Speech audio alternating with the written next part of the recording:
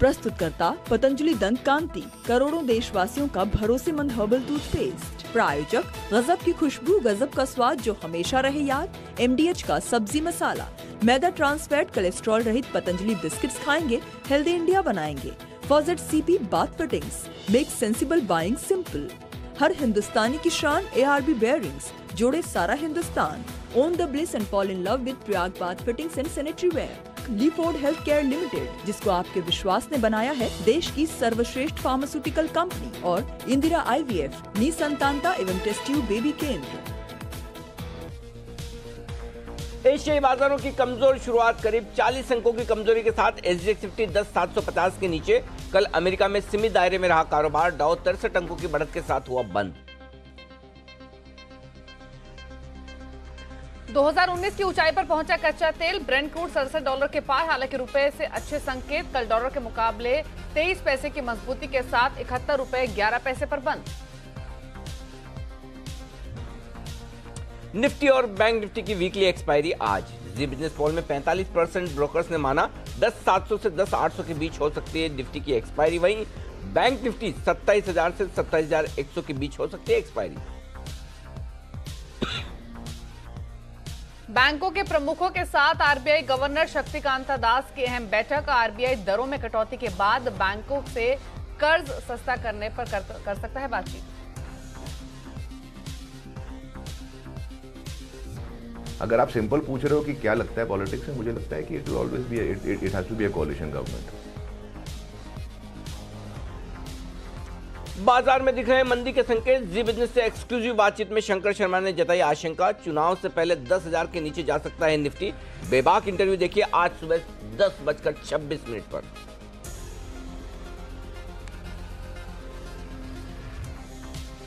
जियो और BSNL को छोड़ बाकी सभी कंपनियों के सब्सक्राइबर घटे। दिसंबर में जियो ने जोड़े 85 लाख ग्राहक, वोडाफोन आइडिया के ग्राहकों में 23 लाख और भारतीय एयरटेल के ग्राहकों में 15 लाख की कमी।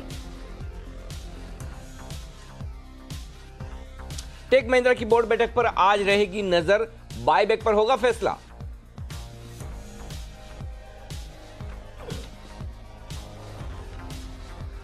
और चुनाव के पहले 6 करोड़ सरकारी कर्मचारियों को मिल सकता है तोहफा। मौजूदा कारोबारी साल में PF पर 8.5% से ज्यादा ब्याज संभव।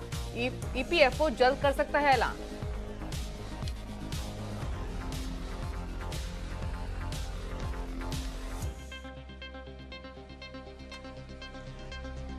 आठ दिनों की कमजोरी पर कल लगी लगाम और बाजारों ने दिखाई शानदार रिकवरी, लेकिन आज फिर से संकेत ग्लोबल मार्केट से ढीले हैं। तो कल की रिकवरी फिर से गायब होती हुई दिखेगी या कमजोर शुरुआत के बाद फिर से होगी खरीदारी, है बड़ा अहम सवाल, खासतौर से वायदा कारोबार में वीकली एक्सपायरी के दिन। लेंगे इसका जवाब। शेयर बाजार लाइव में आप सबका स्वागत है। नमस्कार, मैं हूं अनिल सिंघवी। नमस्कार, मैं हूं दीपाली राणा। और बाजार का कल का बना हुआ मूड आज बरकरार रहेगा या फिर नहीं, निर्भर करेगा कि घरेलू और अंतर्राष्ट्रीय स्तर पर कैसे संकेत आज मिल रहे हैं। तो शुरुआत आज के इंपॉर्टेंट ट्रिगर्स के साथ ही करते हैं। संकेत अमेरिका से बेहतर इसलिए हैं क्योंकि कमजोर खुलने के बाद निचले स्तरों से शानदार रिकवरी लेकर अमेरिका के बाजार बंद हुए हैं और 1/4% की मजबूती दिखी है डाउ जोन्स में। हालांकि एशियन मार्केट्स का मूड जो है वो थोड़ा सा बिगड़ा हुआ है। ज्यादातर एशियाई बाजार लाल निशान में है और SGX निफ्टी भी 30 अंक नीचे ट्रेड कर रहा है। आज नजर रहेगी रुपए की शुरुआत पर, जहां पर कल तो हमने जोरदार मजबूती देखी थी, लेकिन आज की शुरुआत अहम रहेगी। कच्चा तेल ये $67 के नजदीक अब कारोबार कर रहा है। लेकिन दोनों ही इंडेक्स निफ्टी और बैंक निफ्टी दोनों की ही वीकली ऑप्शंस की आज एक्सपायरी होगी, तो कुछ ही देर में आपको बताएंगे कि आज एक्सपायरी के दिन कैसी स्ट्रैटेजी आपको लेनी है। लेकिन इसके अलावा टेक महिंद्रा फोकस में रहेगा सरकारी बैंक, क्योंकि RBI गवर्नर शक्तिकांता दास आज सरकारी बैंकों के प्रमुखों से मिलने वाले हैं। लेकिन एक बेहद खास इंटरव्यू शंकर शर्मा के साथ, जो जाने जाते हैं अपनी बेबाक राय के लिए। इनफैक्ट काफी इंटरेस्टिंग रहा होगा ये इंटरव्यू, क्योंकि वो तो अपने बड़े ही स्पेसिफिक अंदाज में बातचीत के लिए जाने जाते हैं। और कल एक्चुअली फुल फॉर्म में थे वो एक्चुअली। और मतलब इंटरव्यू की शुरुआत ही उन्होंने बिना कहीं गाना गाने से कर डाली। आपको इंटरव्यू करने में मजा आया? बहुत मजा तो आया, देखने में और ज्यादा मजा आएगा। हाँ, मतलब आई होप सो, क्योंकि और ये जो इंटरव्यू अच्छा हो इसकी पूरी क्रेडिट शंकर शर्मा को ही जाती है, मुझे नहीं। उन्होंने बहुत ही बेहतरीन तरीके से इंटरव्यू दिया और काफी डायलॉग्स मारे। अच्छा। अरे पूछे मत, एक गाना तो मैंने सुना। बिल्कुल, उन्होंने शुरुआत में ही गाना सुनाया कि भाई जब मैंने कहा कि मार्केट का ये हाल क्यों है, तो उन्होंने गाने में जवाब दिया। और वैसे वो बहुत ही बेहतरीन गाते हैं और किशोर कुमार के बड़े फैन हैं।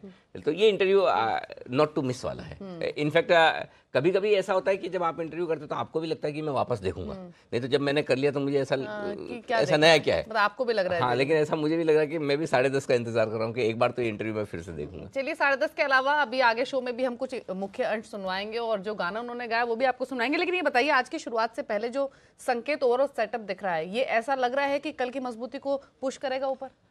नहीं ना, रुक सकते हैं?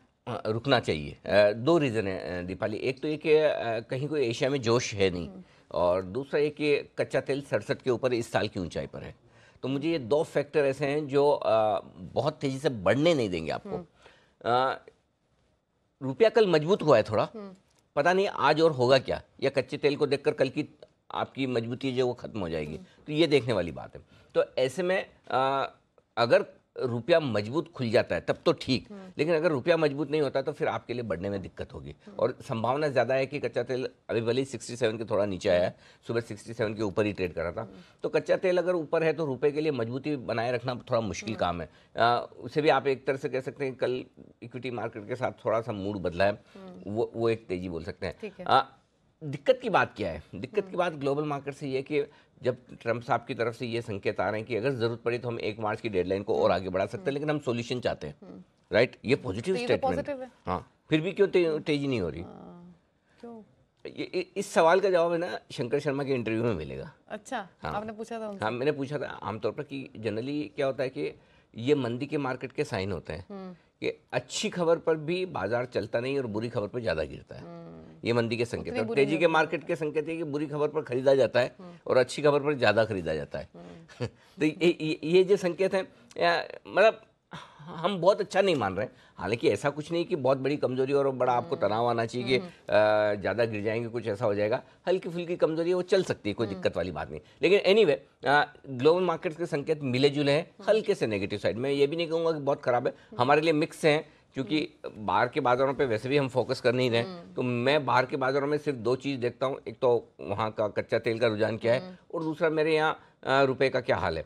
तो रुपए का हाल कल का तो ठीक था, अब आज का क्या है पता नहीं, और कच्चा तेल थोड़ा सा नर्वस करने के संकेत दे रहा है। ठीक है, और बाकी संकेत कैसे लग रहे हैं? FIs, DIs, FNO अगर वो देखें तो? बाकी संकेतों में अगर आप देखेंगे तो FIs की तरफ से संकेत बहुत बेहतर। कल आपको याद है सुबह हम यही बात कर रहे थे कि FIs ने कमजोरी में खरीदारी की है, बिकवाली नहीं की, और कल के मुकाबले में इंडेक्स में और ये आंकड़े और बेहतर हुए, जो मैं विस्तार से थोड़ा आगे बताऊंगा। घरेलू फंड के आंकड़े न्यूट्रल साइड पर हैं, वायदा कारोबार के संकेत न्यूट्रल साइड पर हैं, सेंटीमेंट सावधानी भरा ही है कल की मजबूती के बावजूद। ट्रेंड मैंने नेगेटिव से न्यूट्रल साइड पर रखा है। इसमें मेरा कश्मकश में था कि इसको न्यूट्रल करूं या ना करूं। वैसे देखा जाए प्योरली डेटा के दम पर मुझे नहीं करना चाहिए, प्योरली डेटा के दम पर अभी भी ट्रेंड नेगेटिव है। लेकिन हुआ ये है कि कल इंट्राडे में ट्रेंड नेगेटिव हुआ है, क्लोजिंग बेसिस, माफ कीजिए, इंट्राडे में न्यूट्रल हुआ है और क्लोजिंग बेसिस पर अभी भी नेगेटिव है। तो मैंने एक चांस लेते हुए न्यूट्रल किया। इसे न्यूट्रल से आप नेगेटिव साइड पर मानकर चलें, बेहतर होगा। ठीक है, तो चलिए, ये तो शुरुआती क्यूज आपने बताया। ये बताइए, कल की क्लोजिंग के बाद जो निर्णायक लेवल निफ्टी बैंक निफ्टी पर है वो चेंज हुए हैं? हाँ, हुए हैं, और अच्छे खासे हुए हैं। हाँ, अब 10,600 की आप बात कर रहे थे। अब आज निर्णायक लेवल में भी एक बड़ी कश्मकश थी दीपाली मेरे लिए कि मैं निर्णायक लेवल 10,700 का दूं या 10,750 का दूं। और फ्रेंकली देखा जाए तो आज निर्णायक लेवल के बजाय निर्णायक रेंज है। 10,700 के नीचे आप ट्रेड करेंगे तो कमजोर होना शुरू कर देंगे, और 10,750 के ऊपर ट्रेड करेंगे तो मजबूत होना शुरू करेंगे। और इस रेंज में आपके लिए कुछ भी नहीं है। तो 10,700 10,750 निर्णायक रेंज हो गई। 10,700 के नीचे आप ये मान के चलिए कमजोर हैं, जबकि आप बंद हुए हैं 10,735 पर। 35 पॉइंट कमजोर भी हो जाए तब भी वो कमजोरी का संकेत नहीं आएगा जो कि आपको परेशान करे। 10,750 के ऊपर पार करके टिके तो आप मजबूती की तरफ बढ़ते हुए दिखेंगे। रेंज निकल कर आती है, लेकिन एक लेवल देना था तो मैंने इसलिए दिया 10,750 के। अल्टीमेटली आपको निर्णायक लेवल किस लेवल के ऊपर तेजी है वो चाहिए, तो वो 10,750 है। बैंक निफ्टी पर वही निर्णायक लेवल 27,000 का है। 27,000 के ऊपर टिककर बैंक निफ्टी ट्रेड करेगा तो ही आपको मजबूती के संकेत देगा और तेजी के। उसके नीचे आप जो ट्रेंड चल रहा है, निर्णायक लेवल के नीचे आप ट्रेड कर रहे हैं तो ट्रेंड के साथ कर रहे हैं, और ट्रेंड अभी भी कमजोरी का है, मजबूती का नहीं। रेंज 10,700 10,750 छोटी वाली है। हो सकता है हम इसी रेंज में खुले। कितना 40 पॉइंट नीचे तो दिख रहा है एक्सट्रीम छोटी है। हाँ एक्सट्रीम छोटी 40 पॉइंट नीचे दिख रहा है ना। अभी जो हालत है इस समय, जो जैसे हांगकांग 10-15 पॉइंट ऊपर है, बाकी छोटे मोटे मार्केट ये सब थोड़े बहुत ऊपर नीचे, मुझे नहीं लगता आप 10,700 के नीचे खुलेंगे। हांगकांग इनफैक्ट नीचे अगर से रिकवर हुआ है। हाँ, अगर इस वक्त मार्केट खुलना होता तो 10,700 के नीचे नहीं खुलेंगे आप। तो मुझे लगता है कि 10,700 के आसपास या इसके ऊपर ही एक बार ओपनिंग होनी चाहिए। इससे ज्यादा कमजोरी की मैं उम्मीद नहीं कर रहा हूँ। पॉइंट नंबर 1, 10,700 10,750 की रेंज अगर आप तोड़ते हैं तो 50 पॉइंट का एक अतिरिक्त मूव आपको दोनों तरफ मिल सकता है। 10,750 के नीचे 10,650 और 10,750 के ऊपर 10,800, ये आपकी मीडियम रेंज होगी। और बहुत संभावना है कि आज मीडियम रेंज में ही बाजार वक्त बिता दे, लेकिन एक्सट्रीम रेंज देना जरूरी है। जिस तरह का मूड माहौल है बाजार में, 10,600 से लेकर 10,850 ये आपके लिए एक्सट्रीम रेंज होती है बाजार की, जिसे आप नोट कर सकते हैं। बैंक निफ्टी की रेंज बताइए। 26,800 27,000, यही 200 पॉइंट की रेंज है जो लगातार बनी हुई है। आज भी छोटी रेंज यही मानकर चलिए, लेकिन आज की मीडियम रेंज बहुत इंटरेस्टिंग है। आमतौर पर मीडियम रेंज में दायरा बड़ा होता दिख रहा है। आज छोटी रेंज के बाद मीडियम रेंज देखेंगे ना तो सिर्फ 50-50 पॉइंट दोनों तरफ और बढ़ा है। बैंक निफ्टी में 50 पॉइंट की कोई वैल्यू नहीं होती वैसे, लेकिन लेवल साफ निकल कर आ रहे हैं। 26,750 27,050 ये मीडियम रेंज है और ये रेंज होल्ड होनी चाहिए। एक्सट्रीम रेंज फिर भी देना जरूरी है, वो 26,600 या 26,650 नीचे की तरफ मान सकते हैं, ऊपर 27,150 के आसपास की हो सकती है। ये है आपके लिए बैंक निफ्टी पर एक्सट्रीम रेंज। ठीक है, तो रेंज तो आपने बता दी, लेवल्स भी बता दिए इंपॉर्टेंट। अब बात करते हैं ट्रेड की। नए ट्रेड से पहले जो एग्जिस्टिंग पोजीशंस थी उसके बारे में बताइए, क्या करना है। पहले निफ्टी में तेजी की पोजीशंस अगर आपकी थी तो स्टॉप लॉस आपका पहले से ट्रिगर हो चुका है। ठीक है, तो तेजी की पोजीशन में तो आप खाली हैं, करेक्ट। वो क्लियर। अब बची मंदी की पोजीशन। मंदी की पोजीशन में आइए पहले निफ्टी पर।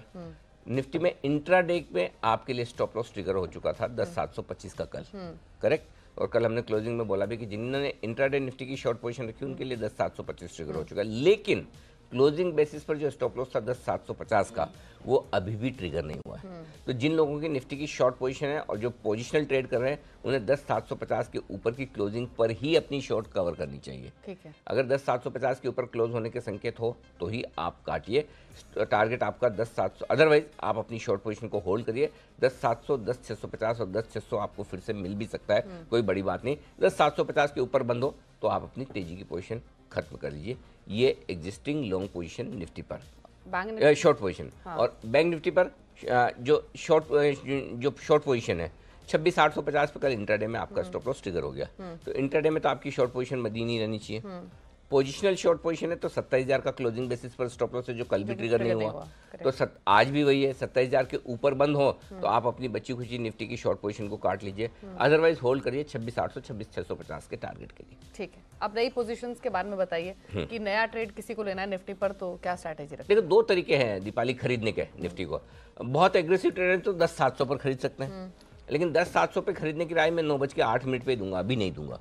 ठीक है, उस समय का माहौल देखते हुए, अभी के माहौल को देखते हुए। देखिए, मैं एक चीज बताऊं आपको, मैं जब स्ट्रेटेजी बनाता हूं तो मैं जितना बाजार के दौरान बनाऊंगा या जितना बाजार की ओपनिंग के नजदीक बनाऊंगा, उतनी एग्रेसिव स्ट्रेटेजी बनाता हूं।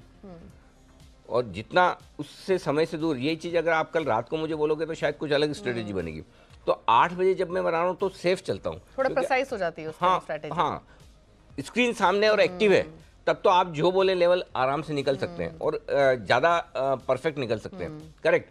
क्योंकि स्क्रीन रीडिंग का भी आपको बेनिफिट मिलता है।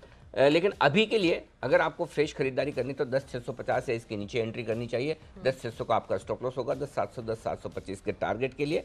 और फ्रेश बिकवाली करने के लिए आपके लिए 10,750 से 10,800 की रेंज है। इस रेंज में मौका मिले तो बेचिए किश्तों में, 10,850 का स्टॉप लॉस लगाकर नीचे की तरफ 10,700 10,650 के टारगेट के लिए। ये निफ्टी में लॉन्ग और शॉर्ट दोनों आ गया आपका। ठीक है, अब बैंक निफ्टी की बात कर लेते हैं। खरीदना है तो किस लेवल पर खरीदना है, क्या टारगेट्स होंगे तब? एग्रेसिव ट्रेडर्स को 26,800 पे खरीदना चाहिए और जो बहुत पैसिव ट्रेडर है उन्हें 26,650 पे खरीदना चाहिए। जिनको रिस्क बहुत कम लेनी है वो 26,650 पे खरीदे, लेकिन अब वहाँ आएगा नहीं आएगा क्योंकि सरकारी बैंकों को लेकर खबर अच्छी है। ठीक है, तो इसलिए 26,800 भी मिले तब भी आप फ्रेश पोजीशन बना सकते हैं। छोटा स्टॉप लॉस 26,700 का होगा, 26,900 27,000 के टारगेट के लिए। तो ये लेकिन आज मैं देखना ये चाहता हूँ कि सरकारी बैंक किस तरह से रिएक्शन देते हैं। 2 दिन से ऑलरेडी बढ़ चुके हैं, आज गैप से खुलने के बाद टिक पाएंगे क्या? क्योंकि जो कुछ नई पूंजी मिली है इन बैंकों को, एक लाइसेंस मिल गया अभी, और लाइसेंस और ज़्यादा लॉस दिखाने का अगले क्वार्टर में। कैपिटल आ गई तो लॉस दिखा सकते हैं। हाँ, तो कैपिटल आ गई तो लॉस दिखाएंगे, करेंगे क्या? आई डोंट नो इस कैपिटल से कितनी सिचुएशन सुधरेगी, क्योंकि अभी हो क्या रहा है, जो पूंजी आ रही है ना वो सारी एनपीए के सामने ही खप जा रही है। तो नया बिजनेस करने के लिए बैंकों को जो कैपिटल चाहिए वो कैपिटल अभी भी और चाहिए, हाँ वो यूज नहीं हो पा रही है। तो मतलब मजाक वही चल रही है मार्केट में कि ठीक है जितना सरकार पैसा देता जाएगी उतना हम लॉस राइट ऑफ करते जाएंगे, कैपिटल फिर से वहीं पे आ जाएगी, और वही हो भी रहा है। अब तक तो कम से कम वही हुआ है। देखते हैं कब ये लोग उभरते हैं, लेकिन थोड़ी प्रोग्रेस हुई है, ये बात सही है। एनपीए की रिकवरी में थोड़ी प्रोग्रेस हुई तो थोड़े पैसे फिर से आते हुए दिख रहे, तो वो एक अच्छी चीज़ है। चलिए ये हो गया आपके लिए। ये खरीदने की बात बताइए अभी। हाँ, बैंक निफ्टी 26,800 पे खरीदने की। बैंक निफ्टी शॉर्ट करने की बता दूं आपको। हाँ बताइए। 27,050 27,150 की रेंज में आपको शॉर्ट करना चाहिए। बहुत एग्रेसिव तो 27,000 से भी शुरू कर सकते हैं, ऐसी बात नहीं है। 27,000 से 27,150 इस रेंज में किश्तों में बेचिए। 27,250 का स्टॉप लॉस होगा, फिर से 27,000 और नीचे की तरफ 26,900 26,800 भी मिल सकता है। मैंने थोड़े से टारगेट कंजर्वेटिव इसलिए रखे हैं शॉर्ट साइड पे, पता नहीं बैंक्स की खबर के दम पर बैंक निफ्टी आज किस तरह से परफॉर्म करता है वो देखना होगा। आज दूसरी बात ये कि आरबीआई गवर्नर साहब की सारे बैंकों के साथ मीटिंग भी है, हालांकि उस मीटिंग में तो दबाव ही बनाएंगे भाई ब्याज दरें घटाओ, है ना। तो देखते हैं क्या कुछ होता है। ठीक है, बाकी F&O बैन में कुछ नई एंट्री या फिर हाँ, एग्जिट 2 स्टॉक आए हैं बैन में, Reliance capital, Kaveri seed. Ban में एज एक्सपेक्टेड कल देवांशी ने बताई दिया था 3:15 बजे की ये दोनों आने वाले बैन में आ गए हैं, और 6 पहले से बैन में ही, बाहर कोई निकला है नहीं। आज सेक्टर्स मैंने निकाले ही नहीं है, देखते हैं। मतलब सेक्टर्स में एक एविएशन थोड़ा खराब दिख रहा है, एविएशन और ऑयल मार्केटिंग कंपनी के शेयर सेल ऑन राइज है, बेचना है लेकिन हर किसी भाव में नहीं, बहुत पिटे हुए, थोड़ा ऊपर आने के पे बेचेंगे। बेचने ही ये बात पक्की, लेना नहीं है, लेकिन ऊपर में। ठीक है, अब एफआईएस डीआईएस के आंकड़े देख लेते हैं। आपने एफआईएस के पॉजिटिव रखे हैं, डीआईएस के न्यूट्रल। एफआईएस के स्टॉक्स में तो बाइंग दिख रही है। अब वो जो F&O में बाइंग हुई है उसको समझाइए। बेहद शानदार आंकड़े हैं और बड़े दिनों बाद इतने मजबूत और बेहतरीन आंकड़े दिख रहे हैं। सबसे बड़ा कॉन्फिडेंस दीपाली अगर आज मुझे लग रहा है, जिसकी बात मैं कल भी कर रहा था कि देखिए बाजार की गिरावट सीमित इसलिए हो सकती है कि एफआईएस के आंकड़े बुरे नहीं हैं। कल तो बुरे नहीं थे, आज बहुत अच्छे हैं, क्योंकि कैश में 700 की खरीदारी की है, सामने स्टॉक फ्यूचर्स 267 करोड़ के खरीदे हैं, लेकिन साथ साथ इंडेक्स फ्यूचर्स भी 750 करोड़ के खरीदे हैं, तो वहाँ खरीदारी। ऑप्शंस में भी 2200 करोड़ की खरीदारी है, तो एफआईएस ने दमदार खरीदारी की है कल के सेशन में। उन्होंने अच्छी खासी शॉर्ट भी काटी है, अच्छी खासी लॉन्ग पोजीशन भी बनाने की कोशिश की है, और सब जगह लगभग ओपन इंटरेस्ट बढ़कर आया है। तो मैं कहूँगा कि इतने दिनों बाद बहुत अच्छे आंकड़े दिखे, तो इन आंकड़ों के दम पर आप एक कम्फर्ट, एक कॉन्फिडेंस ले सकते हैं, और वो ये होगा कि निचले स्तरों पर आपको सपोर्ट आता हुआ दिखेगा, फ्री फॉल नहीं है। मतलब अगर थोड़ा ऊपरी से नीचे भी आएंगे तो संभलेंगे। हाँ, मतलब कोई तो खड़ा है नीचे लेने के लिए, और शायद यही वजह कि कल आखिरी आधे पौन घंटे में हमेशा की तरह हम गिर जाते हैं। हालांकि कल तो हमने आखिरी आधे पौन घंटे में खरीदारी की ही राय दी थी बैंक निफ्टी पर, कि बैंक निफ्टी में कल के 2000 में बोला भी था कि 7500 पॉइंट मिलेंगे, 75 पॉइंट मिल भी गए थे। तो आखिरी आधे पौन घंटे में जो मजबूती रही, वो मजबूती इन आंकड़ों के दम पर। तो कल प्रॉब्लम क्या है, देखो परसों क्या हुआ, एफआईएस की खरीदारी का आंकड़ा था, ट्रेडर्स बेच गए। कल फिर एफआईएस ने खरीदा, ट्रेडर्स खाली हो गए बेच बेच के। तो आखिरी आधे घंटे में नहीं गिरने की वजह एफआईएस की खरीदारी और ट्रेडर्स की बिकवाली खत्म होना, ये दोनों चीज थी जिससे बाजार दिन के हाई पे बंद हो पाए। ये इन डेटा में बहुत साफ दिख रहा है। हाँ, तो डेटा में आप जब अंदर घुसेंगे ना, तो आपको समझ में आ जाता है कि कल का मार्केट का मूव क्या था, क्यों था। तो ये बहुत साफ है, डेटा बहुत अच्छे हैं। इसीलिए कल आमतौर वाला ट्रेंड नहीं दिखा, ऊपर खुलने के बाद टिके रहे और ऊपर बढ़े ही। हाँ, मुझे ये अच्छा लगा कि कल स्क्रीन ने साथ दिया, क्योंकि स्क्रीन ये बता रही थी कि मुझे दिन के हाई पे बंद होना है। रहा सवाल घरेलू फंड का, 113 करोड़ की छोटी खरीदारी है, ठीक है कोई बात नहीं। पिछले 2-3 दिनों में उन्होंने तो दम लगाकर खरीदा ही था, कल थोड़ा हाथ खींचा है, रोका है, तो कोई दिक्कत नहीं। बेचा नहीं है वो इम्पोर्टेंट है, भले से थोड़ी खरीदारी की है। ठीक है, तो एफआईएस डीआईएस के आंकड़े हो गए। अब F&O के आंकड़े बताइए, क्योंकि 8 सेशन के बाद कल थोड़ा सा मूड डिफरेंट रहा है मार्केट का, तो डेटा में कुछ बदलाव हुआ है। निफ्टी की अगर पहली बात करें, क्योंकि निर्णायक लेवल भी आपका ऊपर आ गया है, लेवल्स चेंज हुए हैं। एक चीज तो ये बदली कि पुट कॉल रेशियो 1.12 से सीधा 1.30।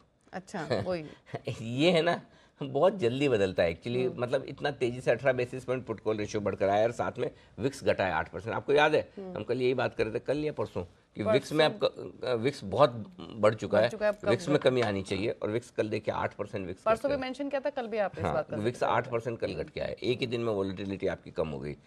ओपन इंटरेस्ट में निफ्टी में 1 लाख शेयर कम हुए हैं, यानी कि पोजीशन खत्म हुई है, फ्रेश बनी नहीं है। प्रीमियम 16 पॉइंट के आसपास की है। अब आइए डेटा में। 10,700 आज निर्णायक लेवल क्यों हो सकता है नीचे की तरफ? वो इसलिए कि 10,700 के पुट में है 40 लाख शेयर और कॉल्स में है 25 लाख शेयर। तो 10,700 के नीचे आप ट्रेड करना शुरू करेंगे तो ही समस्या बढ़ेगी। अच्छा। ठीक है, एक चीज़ ये है। एक और बात बताना चाहता हूँ कि तेजी करने वाले ट्रेडर्स की पोजीशन काफ़ी हद तक हल्की हो चुकी है वैसे, अगर आप देखें, क्योंकि 10,800 के पुट में मैं 14-15 लाख शेयर बचे हैं, है ही नहीं 10,800 के पुट पे। तो इसका मतलब है कि ऊपर के लेवल पे अब शॉर्ट है नहीं, पुट राइटर यानी माफ कीजिए तेजी की पोजीशन है नहीं, क्योंकि पुट राइटर्स यानी कि जिन्होंने पुट बेचे हैं तेजी की पोजीशन बनाई, उनकी पोजीशन काफ़ी कम है। अब जो पोजीशन है 10,600 और 10,700 के पुट पर ही है, तो मेरे लिए 10,700 का पुट बेहद अहम है, जहाँ 40 लाख शेयर हैं मंथली और वीकली दोनों मिलाकर। और उस लिहाज से आपको 10,700 पर नजर रखती है। इसके नीचे आप ट्रेड करना शुरू करेंगे तो ही कमजोरी का पहला संकेत आएगा। 10,800 के पार निकलना भी वही वाला मामला है, बहुत पसीना आएगा, क्योंकि 10,800 के कॉल्स पे 41 लाख शेयर। तो आप एक बात समझिए, 10,700 के पुट पर और 10,800 के कॉल्स पर दोनों में बराबरी का ओपन इंटरेस्ट है। 10,700 के पुट में और 10,800 की कॉल में बराबर है, 40-40 लाख शेयर दोनों जगह। तो हाँ, तो ये सबसे इंपॉर्टेंट इस 100 पॉइंट की रेंज को ट्रेड करना है। तो अगर आप 10,750 करके टिकते हैं और एक शॉर्ट कवरिंग और बनती है, 10,750 के ऊपर की क्लोजिंग के संकेत आते भी हैं, तब भी मुझे नहीं लगता कि 10,800 के ऊपर की क्लोजिंग आपको मिल पाएगी। अब मैं ट्रेंड को न्यूट्रल कर रहा हूँ, 10,750 के ऊपर क्लोज होते ही ट्रेंड परफेक्ट न्यूट्रल हो जाएगा। लेकिन जो ट्रेंड पॉजिटिव होना है, ट्रेंड को पॉजिटिव भी होना है, वो कब होगा? 10,800 के ऊपर की क्लोजिंग पर। ये तो आप पिछले 2 दिनों से मेंटेन नहीं कर रहे हैं। 10,800 के ऊपर जैसे ही क्लोज होगा, आप ये समझ लीजिए फिर से 11,100 पार करेंगे आप। तो उसके लिए 10,800 और यही क्लोजिंग आपको 27,200 पर चाहिए बैंक निफ्टी पर। तो ऊपर की तरफ आप ये माने कि मेरा करेक्शन पूरा हो गया है 10,585 पर, मेरा करेक्शन पूरा हो गया 26,617 पर निफ्टी और बैंक निफ्टी में। उसके लिए मुझे क्या चाहिए? निफ्टी 10,800 के ऊपर बंद हो, बैंक निफ्टी 27,150 27,200 के ऊपर बंद हो। ये दोनों होगा तो हम बोलेंगे कि अब फिर से फ्रेश तेजी की तैयारी कीजिए। ठीक है। और बैंक निफ्टी के डेटा में कुछ खास बदलाव? हाँ, बैंक निफ्टी में देखिए 26,600 26,700 नहीं सॉरी 26,700 26,800 ये बहुत मजबूत सपोर्ट रेंज आ रही है। मतलब 26,700 से 26,800 के आसपास बहुत स्ट्रॉन्ग सपोर्ट है बैंक निफ्टी को। 12 लाख शेयर वहाँ पर पुट में है आज की एक्सपायरी वाले, और 27,000 से लेकर 27,200 की रेंज में लगभग 22 लाख शेयर है इस 200 पॉइंट की रेंज में, जो इसको पार होने देंगे। तो इस रेंज में हर जगह दबाव भी आएगा। बैंक निफ्टी में अभी भी थोड़े शॉर्ट्स हैं। अच्छा। निफ्टी में उतने शॉर्ट्स नहीं है जितने बैंक निफ्टी में है। तो बैंक निफ्टी आज देखना इंटरेस्टिंग होगा कि ये बैंकों की खबर के बाद शॉर्ट कवरिंग होती है या फ्रेश शॉर्ट और गैप से खुलने के बाद बनती है, ये मुझे देखना है। इसको लेकर अभी थोड़ा समय इंतजार करूंगा। ठीक है, तो ये निफ्टी बैंक निफ्टी का डेटा एनालिसिस हुआ, स्ट्रैटेजी भी आपको बताई गई। 9:08 पर वापस हम बताएंगे खुलते ही कैसे ट्रेड लेना है, और वो जो स्ट्रैटेजी बताई जाती है वो सबसे ज़्यादा इंपॉर्टेंट होती है। इनफैक्ट क्लोजिंग में भी कल आपने शानदार, मतलब कल के 2000 में बैंक निफ्टी पर कॉल दी, तो वहाँ भी डेफिनेटली पैसा बना होगा ट्रेडर्स का। तो 9:08 पर वापस चर्चा करेंगे दोनों इंडेक्स की, लेकिन अब फोकस करेंगे स्टॉक पर, और ये जान लेते हैं कि आज का स्टॉक ऑफ द डे कौन सा है।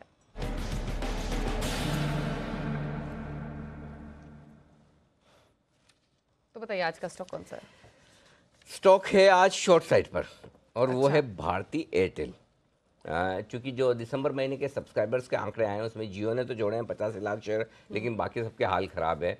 आइडिया ने 30-35 लाख शेयर सब्सक्राइबर कुछ कम किए, लेकिन आइडिया को बेचने का आइडिया ठीक नहीं है, 30 रुपये में मन नहीं होता। भारतीय एयरटेल थोड़ा कमज़ोर भी दिख रहा है, गिरने के लिए तैयार भी है, एक थोड़ी कमजोरी यहाँ पर बन सकती है। तो मैं भारतीय एयरटेल में बेचने की राय दूंगा। 312 का एक स्टॉप लॉस लगा लीजिए, छोटा सा रिस्क है 3 रुपये का, इसके ऊपर अगर खुलता हुआ दिखे तो मत बेचिएगा।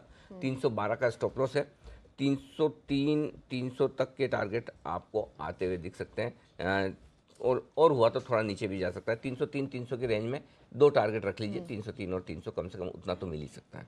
15 लाख ग्राहक इनके दिसंबर 15 लाख कम सबसे ज्यादा घटे ना सबसे ज्यादा तो इसके आइडिया के, हाँ वोडाफोन आइडिया वही, हाँ वोडाफोन आइडिया के घटे हैं। देखिए आप 23 लाख, भारतीय के घटे हैं 15 लाख। 15 भी कम नहीं है पर हाँ, मतलब भारतीय के घटने ही खराब है ना। और एक महीना पहले अगर आशु जी का किसी ने विश्लेषण सुन लिया होता, आप तो उस दिन शो में थे नहीं, तो डेफिनेटली ग्राहक भागे होंगे छोड़ के। नहीं मिलता। नहीं, वो कहते हैं वो ऐड दिखाते हैं आपको कि दूर दराज तक नेटवर्क आ रहा है, अरे घर के अंदर नेटवर्क आता नहीं, वहाँ का नेटवर्क आएगा। अच्छा, ये कई बार है ना, ये कॉमन सेंस के बेसिस पे स्टॉक चुनना गलत नहीं है। अब आपको पता है कि एक पिज्जा आपको 500 रुपये का 700 रुपये का मिलता है, जो उसकी उतनी वर्थ नहीं है, वैल्यू नहीं है, लेकिन आप कुछ नहीं कर सकते, देते हैं, तो फिर दुखी होने के बजाय आप उस कंपनी का शेयर खरीद लीजिए। वैसे अगर आपको लगता है कि नहीं, लगभग सभी लोगों के साथ इस तरह की प्रॉब्लम है, कनेक्शन की, कनेक्टिविटी की, ये सब, तो आगे पीछे तो लोग बदलेंगे, कम तो होंगे, तो फिर बजाय दुखियों के रोज कंप्लेन करने के आप अपना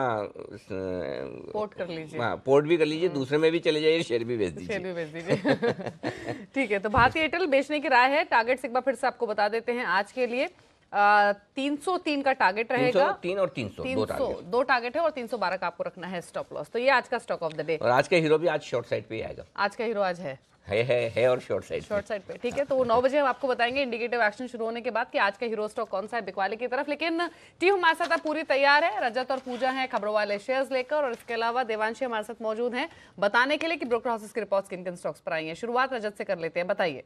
जी बिल्कुल, कुछ इवेंट्स हैं जिस पर नजर है, उसमें आरबीआई एमपीसी बैठक के जो मिनट्स आएंगे आज वो बहुत क्रूशल होंगे, उसको हम क्लोजली ट्रैक कर रहे हैं। इसके अलावा ईपीएफओ की बैठक है और जो ब्याज दरें 8.55% पे हैं जो प्रोविडेंट फंड पे आपको मिलती हैं, उस पर आज फैसला होगा। तो ये बहुत इंपॉर्टेंट हो जाता है कि ईपीएफओ क्या तय करता है प्रोविडेंट फंड की ब्याज दरें।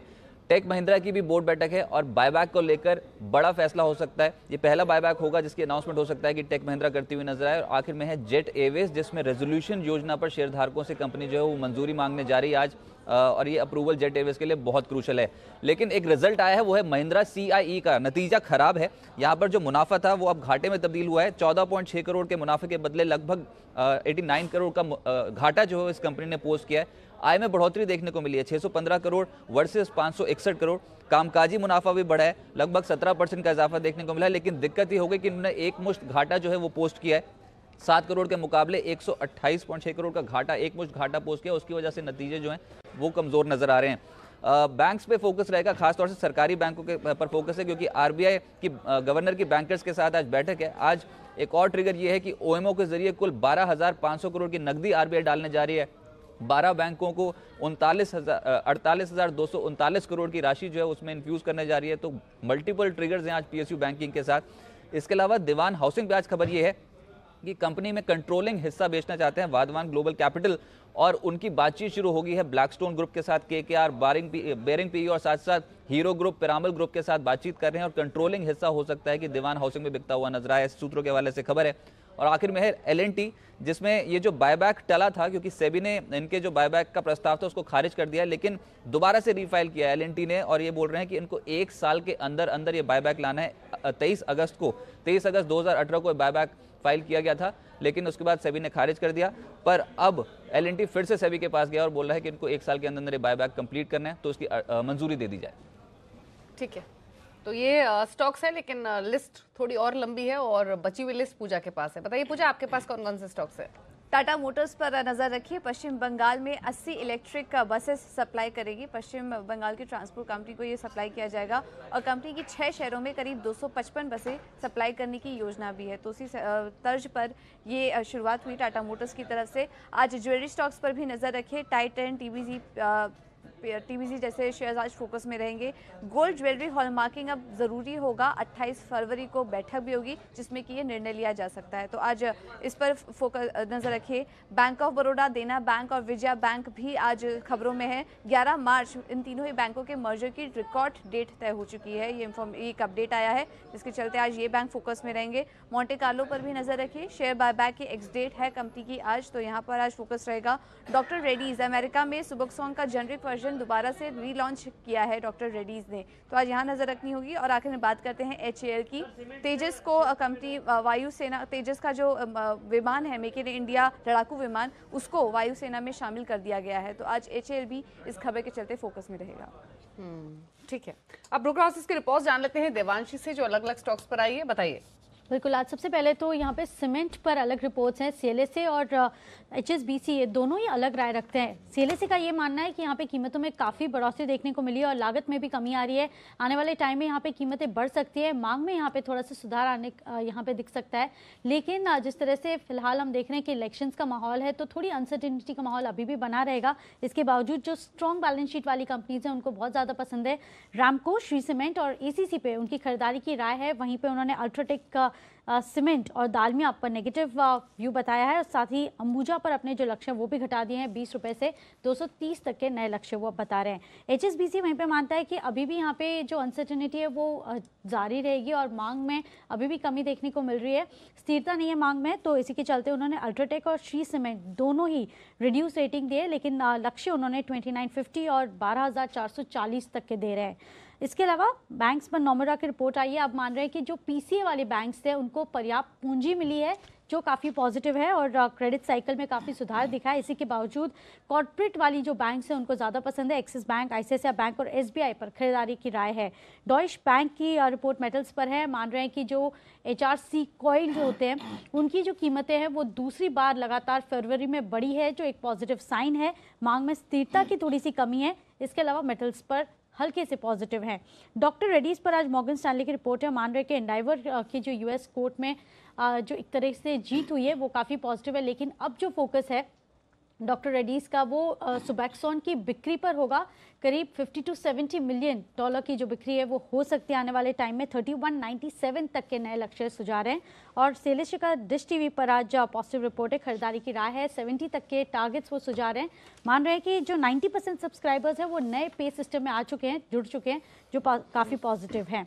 और साथ ही LNT पर आज मॉर्गन स्टैनली की रिपोर्ट है जहाँ पे ओवरवेट की रेटिंग है, 1786 तक के टारगेट्स वो दे रहे हैं और मान रहे हैं कि चौथे तिमाही में जो ऑर्डर इनफ्लोज हैं वो काफ़ी पॉजिटिव लग रहे हैं। और पेज इंडस्ट्रीज पर गोल्डमैन सैक्स की रिपोर्ट न्यूट्रल से अपग्रेड किया है, 23,144 तक के नए लक्ष्य और मान रहे हैं कि यहाँ पे काफ़ी विस्तार देखने को मिल रहा है और मांग भी थोड़ी सी सुधरती हुई दिख रही है। तो ये अलग अलग रिपोर्ट्स हैं अलग अलग स्टॉक्स पर। एक्सपर्ट्स भी हमारे साथ मौजूद है, पूरा पैनल है। लेकिन एक चीज़ बताइए अनिल जी, जो कल आपने इंटरव्यू किया, इस वक्त जैसा भी मार्केट का मूड है, निवेशकों के, ट्रेडर्स के मन में एक सवाल है कि बाजार यहाँ से ऊपर जाएगा कि नीचे जाएगा। मतलब लोग ये जानना चाहते हैं कि शंकर शर्मा भी बाजार में बायर हैं, सेलर हैं या फिर होल्ड कर रहे हैं। उसके 2-3 बहुत इंटरेस्टिंग जवाब है। पहली चीज़ तो ये कि नियर टर्म में पहली बार ऐसा हुआ है कि शंकर शर्मा वो ये कह रहे हैं कि मुझे बाजार समझ नहीं आ रहा कि ये क्या करना चाहता है, मतलब उनको भी समझ में नहीं आ रहा। और दूसरी बात ये कि रुझान मंदी का है, और तीसरी बात ये कि वो बोले कि मेरे पास और पैसा बचा नहीं, फुली इन्वेस्टेड हूँ। हाँ, मतलब आप देखेंगे ना इस इंटरव्यू में इतना मजा आने वाला है कि ऐसी ऐसी चीजें उन्होंने बोली जो पहले कभी नहीं बोली, तो बहुत इंटरेस्टिंग है। तो एक मुख्य अंश सुनवा देते हैं, हम भी देख लेते हैं। देखिए,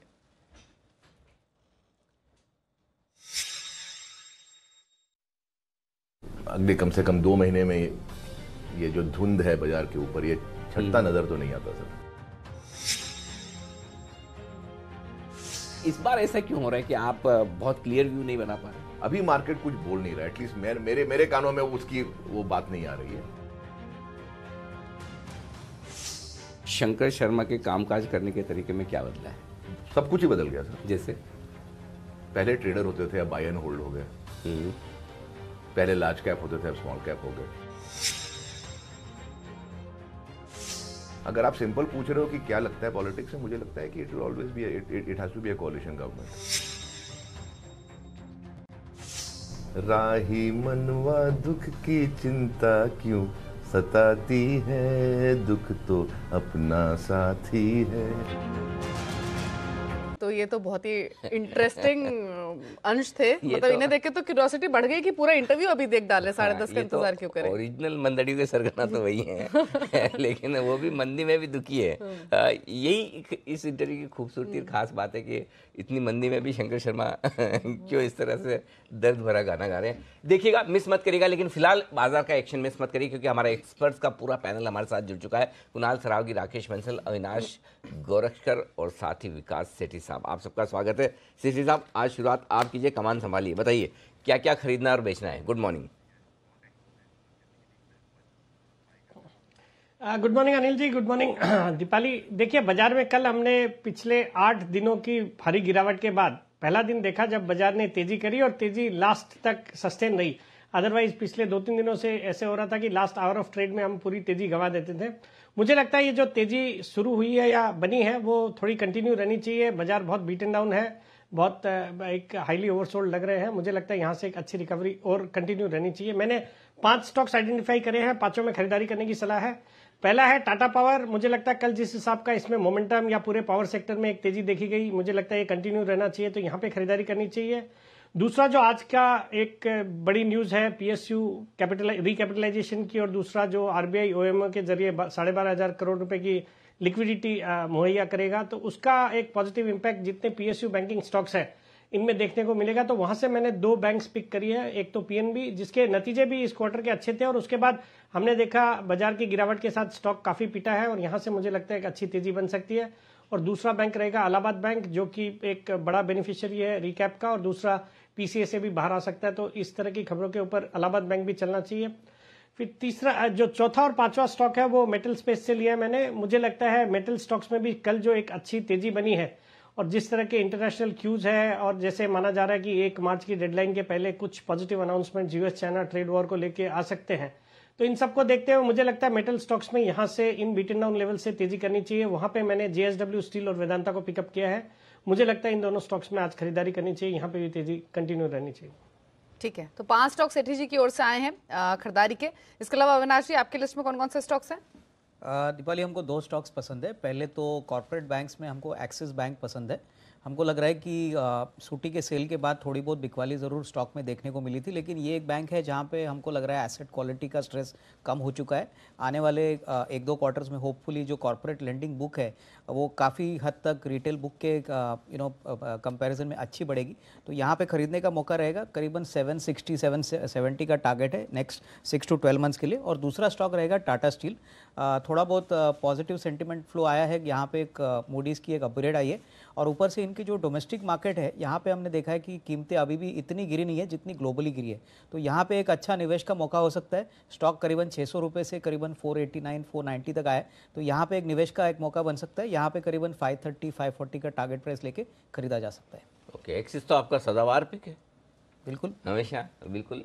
और टाटा स्टील भी खरीदने का मौका दिख रहा है। ये इंटरेस्टिंग है कि मेटल शेयरों में थोड़ी खरीदारी की संकेत अभी हमारे सारे एक्सपर्ट्स को आ रहे हैं, लेकिन आज थोड़े बहुत तो खरीदारी के संकेत कुणाल जी और राकेश जी की लिस्ट में भी होंगे। राकेश जी, पहले आप बताइए। Good morning.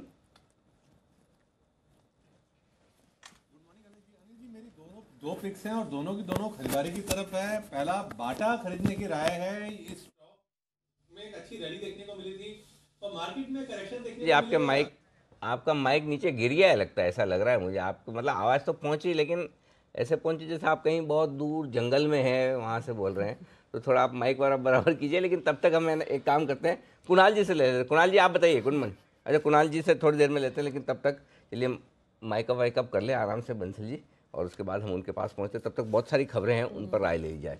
सरकारी बैंकों पर तो राय दे ही दी। इलाहाबाद बैंक, पीएनबी वगैरह कह रहे हैं कि खरीदना चाहिए।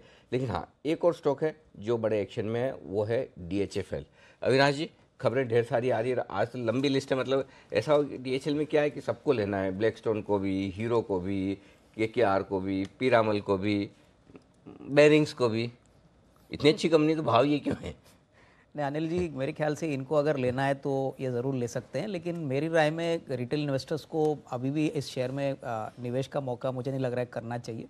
क्लियरली हमने देखा है कि जिस प्रकार से प्राइस गिरा है, और अभी जो न्यूज़ फ्लो आया है कि प्रमोटर्स अपनी हिस्सेदारी बेचना चाहते हैं, ये इटसेल्फ एक नेगेटिव सरप्राइज़ है। इसका मतलब ये है कि लिक्विडिटी काफ़ी हद तक ख़राब हो चुकी है, और अगर ये लिक्विडिटी टाइम पे नहीं आती, प्रॉपर वैल्यूएशन पे नहीं आती, तो इसका इम्पैक्ट बैलेंस शीट पे और कैश फ्लो पे काफ़ी बुरी तरह से आएगा। तो मेरे ख्याल से ये न्यूज़ फ्लो से लग तो नहीं रहा है कि शेयर में कोई बड़ी तेज़ी आएगी, बट ओवरऑल हमको लग रहा है कि वैल्यूएशन किस प्राइस पे होगा ये आगे स्टॉक को डायरेक्शनल कॉल देगा। ओके, तो ये है आपके लिए राय DHFL पर।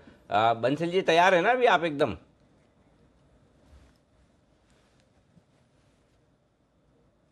बंसल जी, आवाज आ रही है? हाँ अनिल जी, बिल्कुल रेडी। हाँ अनिल जी, सुन पा रहा हूँ, बिल्कुल रेडी हूँ। और अनिल जी, पहला पिक मेरा है, खरीदारी की राय है बाटा इंडिया पर। स्टॉक एकदम नए हाइस के आसपास खड़ा हुआ है, और मार्केट में जिस तरीके से कल एक रैली देखने को मिली थी निफ्टी में, मुझे लगता है वीकली ऑप्शंस के चलते वो रैली निफ्टी में एक्सटेंड हो सकती है, और बाटा एक अच्छा आउट परफॉर्मर साबित हो सकता है। 1250 के स्टॉप लॉस के साथ 1300 के लक्ष्य के लिए बाटा को खरीदना चाहिए। दूसरा Anil ji, Jubilant life sciences काफी अच्छा लगता है। इसको पहले भी मैंने रिकमेंड किया था, और मैंने बोला था गिरावट में 715-717 के भाव आए तो खरीदना चाहिए। 697 का एक स्टॉप लॉस लगाना चाहिए। अभी भी अनिल जी इसको खरीदना चाहिए, बट करेक्शन पे खरीदें। मेरे को लगता है किसी भी करेक्शन में 724, 727 के अगर भाव मिलते हैं तो वो अच्छे स्तर है खरीदने के लिए। 697 का एक क्लोजिंग बेसिस का स्टॉप लॉस लगाएं, और 815 के लक्ष्य के लिए जुबिलेंट लाइफ साइंसेज पे खरीदारी की राय है। ठीक है, तो बाटा और जुबरेंट लाइफ ये दो स्टॉक है जो बंसल जी को पसंद है, खरीदने की सलाह है। बंसल जी, टेक महिंद्रा आपने 2 दिन पहले दिया था ना 10 की कमाई में खरीदारी के लिए? बिल्कुल दीपाली जी, मैंने और कुणाल जी ने इसको टेक महिंद्रा को रिकमेंड किया था और इसका रुझान काफी पॉजिटिव है। और इनफैक्ट एकमात्र ये आईटी स्टॉक है जो कि अभी तक रीसेंट करेक्शन में पार्टिसिपेट नहीं कर रहा है। इसके बाद जो दूसरा आईटी स्टॉक स्ट्रेंथ दिखा रहा है वो विप्रो है। टेक महिंद्रा में क्लियरली खरीदारी की राय है। यहाँ पे डाउन साइड कैप्ड है, 765 770 एक बहुत बड़ा बेस है, उसके नीचे जाता स्टॉक लगता नहीं है और उससे पहले ऊपर में 880 900 के लेवल्स देखने को मिलेंगे टेक महिंद्रा में। ठीक है, तो ये तो टेक्निकल राय है, लेकिन विकास जी आपका व्यू भी चाहिए टेक महिंद्रा पर। निचले स्तरों से शानदार रिकवर हुआ और इस पूरे महीने कांस्टेंट चला है ये स्टॉक, अगर पिछले 2 सेशंस हम हटा दें। आज बायबैक पर बोर्ड मीटिंग है और अगर बायबैक आएगा तो ये पहली बार बायबैक आएगा कंपनी की ओर से। बायबैक की खबर से पहले खरीदना है या फिर वेट करना है? देखिए दीपाली, इस स्टॉक में पिछले कुछ दिनों में एक बहुत अच्छी बड़ी तेजी 10-15% की ऑलरेडी बन चुकी है और जो ये करंट लेवल्स पे अपने 52 वीक हाइज के आसपास ये स्टॉक आ गया है। मुझे लगता है आज चूंकि बायबैक का अनाउंसमेंट आना है और बायबैक मैं एक्सपेक्ट कर रहा हूं अराउंड 3,500-4 हजार करोड़ का बायबैक रहेगा। बैंक कंपनी के बुक्स में करीबन 6,500 करोड़ का कैश है। और दूसरा मुझे लगता है 10-15% प्रीमियम अगर हम करंट लेवल से देते हैं तो 950 950 के लेवल का बायबैक आना चाहिए। तो उस लिहाज से मुझे लगता है जो एक तेजी बननी थी वो ऑलमोस्ट हो चुकी है। तो आज जिन्होंने पहले से लिया हुआ है, ये जो बायबैक के अनाउंसमेंट पे जो एक बढ़त आती है वहां पे मेरी राय में प्रॉफिट्स बुक कर लेना चाहिए, बिकॉज आप एक अपसाइड जो है वो कैप्ड रहेगी और मुझे लगता है ये मैक्सिमम एक 850 तक के लेवल्स दिखा सकता है। उसके ऊपर जाने की मुझे नहीं लगता कि आज एक उस लिहाज से इसको ट्रेड करना चाहिए। ओके, तो ये है आपके लिए अभी खरीदारी करने की राय नहीं है, थोड़ा सा इंतजार कर लें, ज़्यादा ठीक रहेगा। एक और स्पेस है जहां पर बड़ा एक्शन होता हुआ दिख रहा है, वो है ज्वेलरी शेयरों का। एक बड़ी इंटरेस्टिंग खबर आ रही है विकास जी, और वो खबर ये है कि भाई 28 फरवरी को बैठक होगी, उसमें हॉलमार्किंग कंपलसरी की जा सकती है। ऐसे में जो ब्रांडेड प्लेयर्स है उनको फ़ायदा ज़्यादा होगा। तो टाइटन वगैरह, टीवीजेड जैसे शेयर, क्या यहाँ पर कोई खरीदारी का मौका दिखता है आपको? नहीं, डेफिनेटली अनिल जी, पूरा अगर आप देखें तो पिछले कुछ महीनों में जब बाजार में गिरावट थी, टाइटन में हमने एक बहुत भारी आउट परफॉर्मेंस देखा है और मुझे लगता है ये खबर भी पॉजिटिव होने की वजह से ज्वेलरी सेक्टर आज फोकस में रह सकता है। और वहां पे जो एक सिंगल कंपनी मुझे पसंद आती है वो टाइटन है। मुझे लगता है टाइटन में बिल्कुल बने रहना चाहिए, या कोई गिरावट आती है तो वहां पे ही खरीदारी करने की सलाह रहेगी। ओके, और इस बीच कुणाल जी हमारे साथ आ चुके हैं, तो कुणाल जी से भी पूछ लेते हैं उनकी पिक्स। कुणाल जी, गुड मॉर्निंग, बताइए खरीदारी वाले ट्रेड्स हैं कुछ आज या नहीं? Good morning Anil ji, good morning Deepali जी। एक काउंटर में खरीदारी अनिल जी और एक में बिकवाली, जिससे बैलेंस बना रहे। सबसे पहले बिकवाली करनी है अमर राजा बैटरी में, और इस काउंटर के डेली चार्ट्स को अगर आप देखते हैं तो यहाँ पर एक डबल टॉप पैटर्न बना, कल इसका ब्रेकडाउन आते हुए नजर आया और मुझे लगता है कि ये काउंटर काफी नीचे जाएगा। इसी का जो पेयर है एक्साइड, उसमें हम लाइफ टाइम लोज या शायद पिछले 2 साल के लोज देख रहे हैं।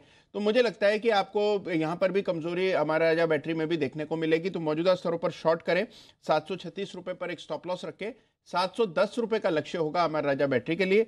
और खरीदारी की राय है प्राज इंडस्ट्रीज में। प्राज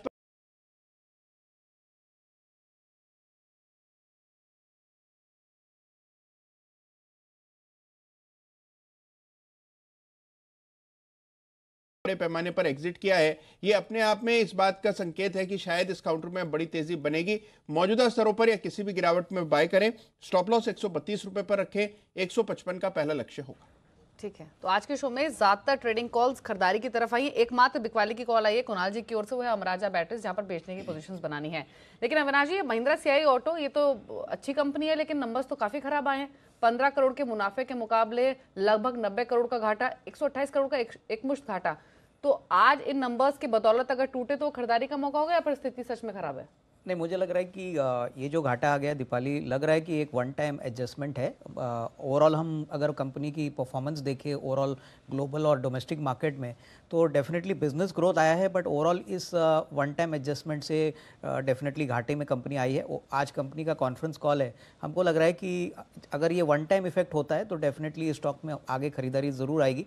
बट ओवरऑल हमको लग रहा है कि जो यूरोप में पाउंड को रिलेटेड जो इश्यूज़ है, स्पेशली ब्रेक्सिट का, अगर यहाँ पे कोई दिक्कत होती है तो हो सकता है कि एक आध 2 क्वार्टर के लिए थोड़ा सा स्टॉक एक रेंज में ट्रेड करे, but overall long term prospects continue to be good. ठीक है, लॉन्ग टर्म प्रोस्पेक्ट्स मजबूत है, नीचे मिलेगा तो खरीदना है। सेठी जी, एलएनटी पर क्या करना है? 23 अगस्त को इन्होंने बायबैक की घोषणा की, सेबी ने वो रिजेक्ट कर दिया। अब इन्होंने वापस अपने बायबैक की योजना को दोबारा रिव्यू करने के लिए सेबी के पास भेजा है और 1 साल के अंदर अंदर प्लान है कंपनी का बायबैक लेकर आएंगे। नहीं, देखिए वैसे भी ये स्टॉक अभी जो हाल ही की गिरावट के बाद वापस से एक रिकवरी के मोड पे है। कल भी एक अच्छी तेजी इसमें बनी है। मुझे लगता है ये स्टॉक इन लेवल्स पे बिल्कुल लेना चाहिए। देखिए बाईबैक और विदाउट बाईबैक फंडामेंटल्स में काफी अच्छा इंप्रूवमेंट है। हमने क्वार्टरली रिजल्ट्स देखे, बहुत ही अच्छे थे और ये आने वाला साल कैपिटल गुड सेक्टर के लिए भी अच्छा माना जा रहा है। मुझे लगता है जो बाईबैक की भी ये जो अर्जी दे रहे हैं ये डेफिनेटली एक पॉजिटिव न्यूज है। इन्होंने शायद 1475 के लेवल पे बाईबैक का पिछली बार अनाउंसमेंट किया था जो सेबी ने अप्रूव नहीं किया। मुझे लगता है उसको देखते हुए इस स्टॉक में करंट लेवल्स पे बिल्कुल खरीदना चाहिए और परफॉर्मेंस के लिहाज से भी और ये एक्सपेक्टेड जो बाईबैक का अनाउंसमेंट आएगा उस पर भी मुझे लगता है स्टॉक में अच्छी तेजी बनेगी। I would recommend a buy on L&T at the current levels. एक और स्टॉक है जेट एयरवेज। जरा कुणाल जी इसके चार्ट्स देखिए और बताइए। आज ये अपने शेयर धारकों से रिजोल्यूशन प्लान पर मंजूरी मांगेगी। इसके भी काफ़ी दिनों से चर्चाएं चल रही है और अब इनकी चर्चाएं ठंडी हो गई तो डीएचएफएल की चलना शुरू होगी स्टेक बेचने को लेकर कि प्रमोटर्स किसी न किसी में चर्चाएं चलती रहेगी। जेट एयरवेज बैन में तो है ही, इसमें कोई डाउट नहीं है, लेकिन ये बताइए कि इस स्टॉक के लिए ट्रेडिंग रेंज क्या है, ट्रेड कैसे किया जाए? अनिल देखिए कल इसमें एक रेजिस्टेंस पर बंदी आई थी। इसकी रेजिस्टेंस है 228 रुपए की और कल के बंदी का भाव भी 228 रुपए के आसपास है। तो 228 की रेजिस्टेंस पर ये कल बंद हुआ। अब मान लीजिए 230 को पार कर जाए तो मुझे लगता है कि फिर इसमें एक बाय का ट्रेड बिठाना चाहिए और हो सकता है कि इसमें आपको 265 रुपए तक का एक मूव देखने को मिले। ये स्टॉक बहुत तेजी से चलता है, जब चलने पर आता है तो 230 के ऊपर मेरी राय में इसको बाय करना चाहिए। स्टॉप लॉस कल के डे लो पर यानी कि 225 के आसपास रखें और ऊपर की ओर मुझे लगता है कि 260 का लक्ष्य होना चाहिए। तो ओवरऑल स्ट्रक्चर जो है उसमें कोई खास सुधार नहीं है, लेकिन अगर 230 के ऊपर ब्रेकआउट आता है तो डेफिनेटली एक पुल बैक जेट एयरवेज में बनता हुआ दिखाई दे सकता है। तो 230 के ऊपर बाय करें। लेकिन ये लेवल आपके कैश के फ्यूचर के दोनों में फर्क बहुत चलता है। फ्यूचर के लेवल से है। अच्छा, फ्यूचर में 230 के पार खरीदें, 225 का स्टॉप लॉस, सिर्फ 5 रुपए का, 5 रुपए का और 265 का टारगेट, 260 का टारगेट है अनिल जी कंजर्वेटिव। 260 रुपए, 265 रुपए दो रेजिस्टेंसेस हैं। 230 के ऊपर बाय करना है। तो ये ऐसा आप कब से करने लगे? सिर्फ 5 रुपए का स्टॉप लॉस, 30-35 रुपए का टारगेट। एक मिनट कुणाल जी, थोड़ा हजम नहीं हो रहा है, मतलब सही में दे रहे हैं ना आप ऐसा? हाँ अनिल जी बिल्कुल सही है। 230 रुपए के ऊपर अगर ये ब्रेकआउट देता है तो इंट्राडे चार्ट्स पर एक फ्रेश ब्रेकआउट आएगा। 5 रुपए का मामूली सा रिस्क लेना है और ऊपर का अपसाइड काफी बड़ा बन सकता है। तो मेरी राय में ट्रेड अच्छा है। देखिए मैंने अभी कहा अनिल जी कि इसका स्ट्रक्चर कोई बहुत स्ट्रांग नहीं है और अगर कमजोर स्ट्रक्चर में आप बाय कर रहे हैं तो स्टॉप लॉस छोटा रखना चाहिए। परफेक्ट, यही बात आपसे निकलवानी थी मुझे, बस कि 5 रुपए की छोटी सी रिस्क अगर ट्रेड बना तो बहुत बढ़िया बनेगा। रिस्क रिवॉर्ड रेशियो फेवरेबल हो जाएगा। 1:56 का रेशियो बहुत बढ़िया होता है, और नहीं तो 5 रुपए की रिस्क इतनी तो आपको लेनी पड़ेगी। तो उस हिसाब से वैसे ये ध्यान रखें, बैन में तो आप सिर्फ इंट्राडे ट्रेड कर पाएंगे, इसमें ये आपको ध्यान रखना जरूरी है। आइए एक और स्टॉक है टाटा मोटर्स। 80 इलेक्ट्रिक बसेस पश्चिम बंगाल सरकार को बेचने का इन्हें ऑर्डर मिला है। ये बताइए कि टाटा मोटर्स, आज खबरें वो भी आ रही कि चंद्रा साहब बड़ा ग्रुप को लेकर प्लान भी बना रहे हैं, किस तरह से रिवाइव करेंगे पूरे ग्रुप को, टाटा मोटर्स को, इस पर भी बातचीत चल रही है। जिस दिन विकास जी ये 130 रुपये हुआ था, जोर से खुला था, 27,000 करोड़ के ऐतिहासिक नुकसान के घाटे के बाद वहाँ प्रोमोटर्स ने खरीदारी भी की है। आप लेंगे 160-65 में? देखिए अनिल जी, पहले तो मैं डिस्क्लोजर देना चाहूंगा कि इस स्टॉक में मैंने अभी जो हाल ही के फॉल में 150 के लेवल पे इसको खरीदा है और वो पोजीशन अभी तक मेंटेन कर रहा हूं। बाकी मुझे लगता है कि ये जो गिरावट के बाद ये स्टॉक में जो एक 2-3 दिन से रिकवरी देखी जा रही है, मुझे लगता है थोड़ी और एक्सटेंड होनी चाहिए। इन लेवल्स पे टाटा मोटर्स का stock with the kind of pedigree which they have और जो एक इम्प्रूवमेंट की पूरी कोशिश है मैनेजमेंट की, और जो नए मॉडल्स भी इन्होंने जो लॉन्च किए हैं, जैसे टाटा का जो हैरियर करके नया एक एसयूवी आई है और बाकी डोमेस्टिक मॉडल्स, प्लस अगर यूएस चाइना ट्रेड वॉर में भी कुछ एक पॉजिटिव अनाउंसमेंट्स आते हैं तो वो भी एक ऑटो सेक्टर के लिए पॉजिटिव हो सकता है, जेएलआर के लिए पर्टिकुलरली। मुझे लगता है टाटा मोटर्स करंट लेवल्स पे एक वॉच लिस्ट पे जरूर रखना चाहिए। हालांकि थोड़ा रिस्की है, बट मुझे लगता है अगर ये अपने 150 के नीचे वापस नहीं जाए तो यहाँ पे मुझे लगता है यहाँ से एक अच्छी अपसाइड हो सकती है। तो तो मुझे लगता है खरीदारी करने की ही अपॉर्चुनिटी है टाटा मोटर्स में। ओके, खरीदारी करने का मौका है आपके लिए टाटा मोटर्स में, खास तौर से तब जब प्रमोटर्स कर रहे हो खरीदारी। और ऐसा ही एक इंटरेस्टिंग आपको हम एक्शन दिखाने वाले हैं।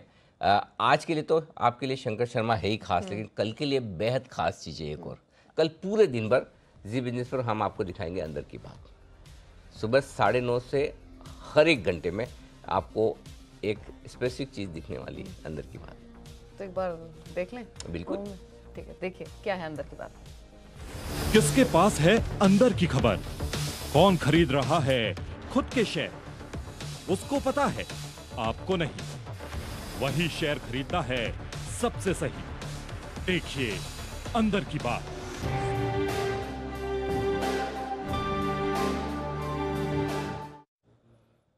है ना इंटरेस्टिंग? मतलब ये पूरा इन डेप्थ ऐसी बात होगी अंदर की बात में जो किसी को नहीं पता। हाँ, मतलब जो खरीदारी हो रही है वो मतलब मीनिंगफुल है या फिर नहीं। हाँ, मतलब इसमें कुछ ऐसे फैक्ट्स आपके सामने रखे जाएंगे जिसके बेसिस पर आप एक इन्वेस्टमेंट डिसीजन ले सकते हैं कि वाकई में इस शेयर में पैसा लगाना चाहिए या नहीं।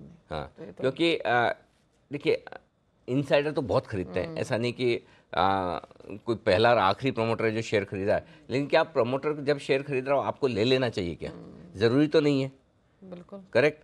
तो कौन सा शेयर आपको लेना है, कौन सा नहीं लेना है, क्यों लेना है, और कौन सा प्रमोटर कब खरीदता है, या कोई इनसाइडर है, चाहे वो फंड हो सकता है, प्रमोटर हो सकता है, कोई और हो सकता है, यानी कि समझदार आदमी जिसको पूरी खबर है, जिसको अंदर की बात पता है, तो वो पूरा विश्लेषण होगा। कल आपको दिन भर सुबह 9:30 बजे से हर घंटे ऐसे बेहतरीन स्टॉक्स आपको मिलेंगे। मतलब इन शॉर्ट आमतौर पे जब प्रमोटर बाइंग करते हैं तो हम यूजुअली दूर दूर से उसको पॉजिटिव देखते हैं। हाँ, इस शो में ये पता लगेगा कि क्या वो सही मायने में पॉजिटिव है या फिर नहीं और है। कौन से पॉजिटिव, कौन से, और खाली प्रमोटर नहीं, प्रमोटर के अलावा बहुत सारे इनसाइडर होते हैं। बिल्कुल बिल्कुल। तो हम प्रमोटर तक रेस्ट्रिक्ट नहीं कर रहे हैं, और कल हमने ये प्लान किया था और फिर हमने कहा कि इसे हम करेंगे, लेकिन हमारा ये इरादा था कि इसको अच्छे तरीके से बढ़िया परफेक्ट रिसर्च बनाकर कल आपके सामने रखेंगे।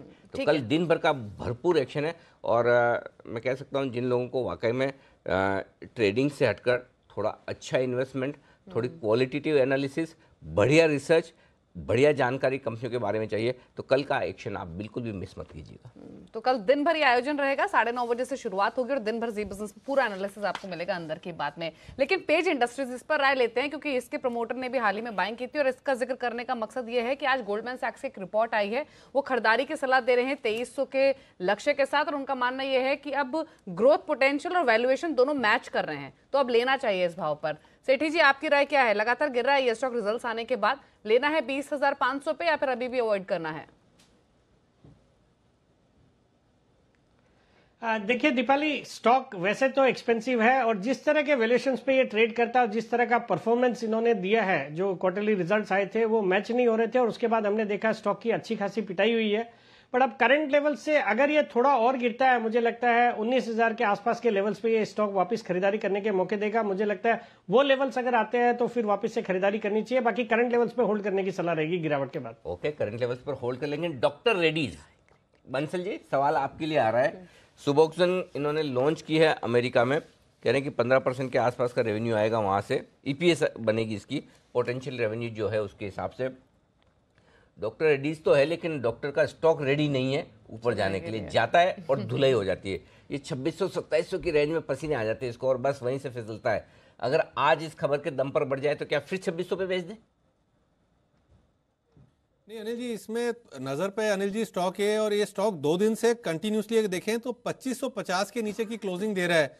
अनिल जी, अगर ये स्टॉक 2575 के ऊपर निकलता है, 2575 के ऊपर निकल के सस्टेन करता है, तब यहां पर खरीदारी की राय होगी। एल्स अनिल जी खरीदारी के लिए अवॉइड करेंगे। 2575 के ऊपर ही खरीदना है, राइट? हाँ, 2575 के ऊपर ही खरीदना है। और वहां खुले तो फिर बेच नहीं, एक मिनट, मैं खरीदने की तो पूछ ही नहीं रहा आपसे, आपने मेरा सवाल ही घुमा दिया। बेचना कहाँ है वो बताओ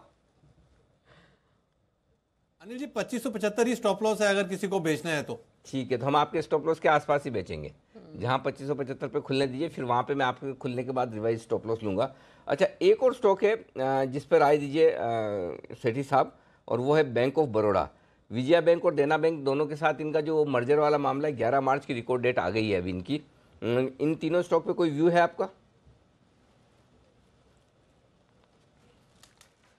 देखिए ओवरऑल जो भी खबरें आ रही है, जिस तरह के लेवल्स पे ये पीएसयू बैंक्स आ गए हैं, मुझे लगता है बैंक ऑफ बड़ौदा भी अब इन लेवल्स से चलना चाहिए। तो उस लिहाज से बिल्कुल एक होल्ड करने की सलाह रहेगी। बाकी ये जो मर्जर का एक जो फाइनल डिटेल्स के बाद क्या इम्प्लीकेशन है वो देखना है, बट मुझे लगता है बैंक ऑफ बड़ौदा भी जिस तर्ज पे मैंने पीएनबी को रेकमेंड किया है, मुझे लगता है bank of Baroda, bank of India, PNB, union bank, इन सब में करंट लेवल्स से मुझे लगता है एक अच्छी तेजी आनी चाहिए आने वाले दिनों में। परफॉर्मेंस में भी सुधार आ रहा है, जो हम देख रहे हैं पब्लिक सेक्टर बैंकिंग स्टॉक्स के जो कंपनीज के रिजल्ट्स आए हैं, मुझे लगता है बैंक ऑफ बड़ौदा भी करंट लेवल पे होल्ड करने की सलाह है। ओके, एक स्टॉकर है जिस पर राय ले लूँ, वो है हिंदुस्तान एरोनॉटिक्स लिमिटेड, HAL।